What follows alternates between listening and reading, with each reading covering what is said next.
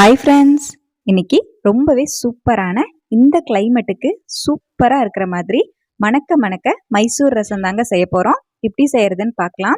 இப்போ மைசூர் ரசம் செய்யறதுக்காக lemon size இருக்கிற மாதிரி புளி வந்து எடுத்திருக்கேங்க. இப்போ புளியை நல்லா சுடுதண்ணியில் போட்டு வச்சிட்டோம்னா நல்லா சீக்கிரமாகவே நம்மளுக்கு கரைக்கிறதுக்கு ஈஸியாக இருக்கும். இப்போ புளி மூழ்கிற அளவுக்கு சுடுதண்ணி வந்து நான் ஊற்றி வச்சுக்கிறேன். இப்போ புளி ஊறுறதுக்குள்ளேயே நம்ம மைசூர் ரசம் செய்யறதுக்கு அரைக்கிறதுக்கு தேவையான பொருட்களை பார்த்துடலாங்க. இப்போ ஒரு பாத்திரத்தில் 1 டீஸ்பூன் போல குருமிளகு சேர்த்துக்கிறேன். 1 டீஸ்பூன் போல ஜீரகம் ஆட் பண்ணிக்கிறேன். இதோடவே 2 டீஸ்பூன் இருக்கிற மாதிரி மல்லி எடுத்திருக்கேங்க, அதையும் சேர்த்துக்கிறேன். 2 வரமிளகா சேர்த்துக்கிறேன். இதோட 2 டீஸ்பூன் இருக்கிற மாதிரி தேங்காய் துருவல் வந்து சேர்த்துக்கிறேங்க. இப்போ இதை வந்து சுடுதண்ணியில நல்லா சோக் பண்ணி வைக்கணும். ரொம்ப அதிகமா தண்ணி ஊத்தாம நம்ம சேர்த்திருக்க பொருள்கள் மூழ்கிற அளவுக்கு மட்டும்தான் தண்ணி வந்து சுடுதண்ணி ஊத்திருக்கேங்க. இதோடவே 2 டீஸ்பூன் இருக்கிற மாதிரி துவரம் பருப்பை கழுவிட்டு ஆட் பண்ணியிருக்கேன். இப்ப எல்லாத்தையும் சேர்த்து நல்லா ஒரு 10 நிமிஷம் அப்படியே ஊற வச்சிருவோம். நம்ம சுடுதண்ணி நல்லா கொதிக்கிற தண்ணி ஊத்தி இருக்கிறனால சீக்கிரமாவே நல்லா ஊறி வந்துடும். மல்லியும் நம்மளோட துவரம் பருப்பும் சீக்கிரமா ஊறி வரக்காக தான் சுடுதண்ணி சேர்த்திருக்கோம். இப்போ ஒரு 10 நிமிஷம் கழிச்சு நல்லா ஊறி இருக்கு. இப்போ இதை மிக்சி ஜாருக்கு மாற்றி நம்ம அரைச்சி எடுத்துக்கலாங்க. நம்ம நார்மலாக ரசம் செய்யும் போது தக்காளியும் கொத்தமல்லி தலை பூண்டெல்லாம் வந்து சேர்ப்போம். ஆனால் இந்த ரசத்தை பொறுத்த வரைக்கும் தக்காளியும் கொத்தமல்லி தலையும் பூண்டும் ஆட் பண்ண போகிறது கிடையாது. நம்ம இப்போ வந்து ஆட் பண்ணுற இந்த பொருட்கள் மட்டும்தான் நம்ம சேர்க்க போகிறோம். இப்போ மிக்சி ஜாருக்கு மாற்றிட்டேங்க. இப்போ நைஸாக அரைச்சி எடுத்துகிட்டு வந்துடுவோம். அதிகமாக தண்ணி ஊற்றி ஊற வச்சிட்டிங்கன்னா கொஞ்சமாக தண்ணியை வடிச்சிட்டு அரைச்சி எடுத்துக்கோங்க. இப்போ பாருங்க, இந்த அளவுக்கு நைஸா வந்து நான் வந்து அரைச்சி எடுத்துட்டேன். இப்போ நம்ம ஊற வச்ச புளியும் நல்லா ஊறி வந்திருக்கு, அதையும் கரைச்சி எடுத்துக்கலாம். நான் சொல்லியிருக்கிற அளவுகள் 4ல இருந்து 5 பேர் சாப்பிட்றதுக்கு சரியா இருக்கும். இப்போ நம்ம கரைச்சி வச்ச புளியை பாத்திரத்துல சேர்த்துக்கலாங்க. இப்போ புளி வந்து சுத்தமா நல்லாவே வடிச்சு எடுத்துட்டேன். இப்போ நம்ம கரைச்சி வச்ச புளியோடவே 1 கப் போல தண்ணி வந்து சேர்த்துக்கலாம். புளி ரொம்ப கெட்டியா இருக்கக்கூடாது, தண்ணியாக தான் இருக்கணும், இல்லைன்னா புளிப்பு ரொம்ப அதிகமாக இருக்கிற மாதிரி இருக்கும். 1 டீஸ்பூன் போல் கல்லுப்பும் சேர்த்துருக்கேன். 1/4 டீஸ்பூன் போல் மஞ்சள் பொடி சேர்த்துருக்கேங்க. இப்போ எல்லாத்தையும் நல்லா கலந்து விட்டுட்டு அடுப்பில் வச்சு நல்லா கொதிக்க வச்சு எடுக்கணும். நம்மளோட புளித்தண்ணி நல்லா கொதிச்சு வரணும், அந்த அளவுக்கு கொதிக்க வச்சு எடுத்துக்கலாம்.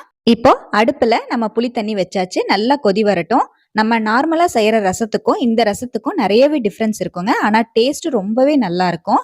இந்த கிளைமேட்டுக்கு இந்த மாதிரி ரசம் செஞ்சு சாப்பிட்டு பாருங்க, ரொம்ப டேஸ்ட்டாக இருக்கும்.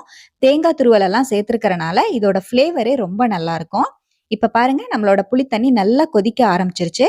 நல்லா ஃபுல்லாக கொதி வந்ததுக்கு அப்புறமா நம்ம அரைச்சி வச்ச மசால் வந்து ஆட் பண்ணிக்கலாம். இப்போ நம்ம அரைச்சி வச்ச மசாலையும் சேர்த்து நல்லா வந்து கலந்து விட்டுடலாம். நம்ம மசாலா சேர்த்துன உடனே நல்லா கெட்டிப்பட ஆரம்பிக்கும். நம்ம துவரம் பருப்பை அரைச்சி சேர்த்துருக்கறனால நல்லா கெட்டியாக ஆரம்பிக்கும். அதனால இது கூடவே மிக்சி ஜார் அலசி 1 கப் போல தண்ணி வந்து நான் சேர்த்துக்கிறேங்க. இப்போ நல்லா இந்த மாதிரி கலந்து விட்டுட்டு 1 கப் போல தண்ணி வந்து நான் சேர்த்துக்கிறேன். இப்போ தண்ணி சேர்த்துட்டு நல்லா கொதி வர ஆரம்பிக்கட்டும். இந்த மசாலோட சேர்த்து புளித்தண்ணியும் நல்லா கொதிச்சு நம்மளுக்கு நல்லா வாசம் வர ஆரம்பிக்கும். நல்லா கலந்து விட்டுட்டே இருங்க, நல்லா கெட்டிப்பட ஆரம்பிக்கும். ஸ்டவ் வந்து மீடியம் ஃப்ளேம்ல வச்சு நல்லா கொதிக்க விட்டுக்கோங்க. நம்ம துவரம் பருப்பு சேர்த்துருக்கறனால அரைச்சி சேர்த்துருக்கறனால சீக்கிரமா அடியில வந்து பிடிக்க ஆரம்பிச்சிரும். அதனால நல்லா கலந்து விட்டுக்கிட்டே இருங்க. இப்போ நல்லா கொதி வர ஆரம்பிச்சிருச்சு. இந்த டைமிங்ல 1 கப் போல பருப்பு தண்ணி வந்து நான் எடுத்து வச்சிருக்கேங்க. பருப்பு ஆட் பண்ணல, பருப்பு நல்லா வேக வச்ச தண்ணி மட்டும் 1 கப் போல சேர்த்துக்கிறேன். நார்மலா நம்ம பருப்பு ரசம் வைக்கும் போது பருப்பையும் கூட ஆட் பண்ணுவோம். அந்த மாதிரி இந்த ரசத்துக்கு பருப்பு சேர்த்தக்கூடாது. பருப்பு வேக வச்ச தண்ணியை மட்டும் வடிச்சு தான் நான் வந்து 1 கப் போல சேர்த்திருக்கேன். இப்ப பருப்பு தண்ணியையும் சேர்த்து நல்லா கலந்து விட்டுட்டே இருங்க. ஒரு 5 நிமிஷம் போல நல்லா கலந்து விட நல்லா நொரக்கட்டி வர ஆரம்பிக்கும். இப்போ இந்த டைமிங்ல உப்பு சரி பார்த்துட்டு உப்பு தேவைன்னா போட்டுக்கலாம். எனக்கு உப்பு பத்தலை, அதனால 1 டீஸ்பூன் போல கல்லுப்பு வந்து ஆட் பண்ணியிருக்கேங்க. இப்போ உப்பையும் சேர்த்து நல்லா கலந்து விட்டுட்டு நல்லா நொர பொங்கி வர அளவுக்கு அடுப்புல வச்சு நல்லா கலந்து விட்டுட்டே இருக்கலாங்க. இப்போ ஸ்டவ்வை வந்து ஸ்லோ ஃப்ளேம் பண்ணிட்டேன். நல்லா நொரக்கட்டி வரதுக்குள்ள நம்ம ரசத்துக்கு தேவையான தாளிப்பு வந்து ரெடி பண்ணிக்கலாம். இப்போ அடுப்புல தாளிப்பு கரண்டி வச்சிருக்கேங்க. 1 டீஸ்பூன் போல நெய் வந்து சேர்த்துக்கிறேன். இந்த ரசத்துக்கு நெய் சேர்த்து தாளிக்கும் போது ரொம்பவே நல்லா இருக்கும், நல்லா மணமாவும் இருக்கும். இப்ப நெய் நல்லா சூடானதுக்கு அப்புறம் இதுல 1 டீஸ்பூன் போல கடுகு உளுந்து ஆட் பண்ணிக்கிறேங்க. கடுகு உளுந்து நல்லா பொரிய ஆரம்பிச்சதுக்கு அப்புறமா இதோட 2 கொத்து கருவேப்பிலையையும் சேர்த்துக்கலாம். இப்ப கடுகு உளுந்து நல்லா வெடிச்சிருச்சு. 2 கொத்து பச்சை கருவேப்பிலையையும் சேர்த்து கலந்து விட்டுருவோம். இப்போ ஸ்டவ்வை அணைச்சிட்டு கடைசியா 1 டீஸ்பூன் போல பெருங்காயத்தூளையும் ஆட் பண்ணியாச்சு. அவ்வளவுதான். இப்ப நம்ம தாளிப்பை நம்ம ரசத்துல ஆட் பண்ணிக்கலாங்க. இப்ப ரசத்துல சேர்த்துட்டு நல்லா வந்து கலந்து விட்டுருவோம். அவ்வளவுதான். இப்போ தாளிப்பையும் கொடுத்தாச்சு. நல்லா ரசம் வந்து நல்லா நுரக்கட்டி வர அளவுக்கு மட்டும் விட்டுட்டு ஸ்டவ்வை அணைச்சிருவோம். இப்ப பாருங்க நல்லா மணக்க மணக்க நம்மளோட மைசூர் ரசம் நல்லா நுர பொங்கி வர ஆரம்பிச்சிருச்சு. இப்ப நான் வந்து ஸ்டவ்வை அணைச்சிட்டேன். அவ்வளவுதான். கொதிக்க விட்டோம்னா நல்லா இருக்காது. நல்ல சுட சுட சூப்பரான மைசூர் ரசம் ரெடி ஆயிடுச்சு. சாதத்தோட வச்சு சாப்பிட்றதுக்கு ரொம்ப நல்லா இருக்குங்க. இப்ப இந்த கிளைமேட்டுக்கு சுட சுட நல்லா கப்ல ஊத்தி நல்லா சூப் மாதிரி குடிக்கவும் ரொம்பவே டேஸ்டா இருக்கும். கண்டிப்பா இதே போல நீங்க மைசூர் ரசம் ட்ரை பண்ணி பாருங்க.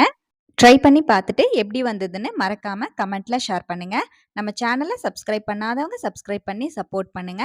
லைக் பண்ணி ஷேர் பண்ணி கமெண்ட் பண்ணுங்க. Thank you friends. பாய்.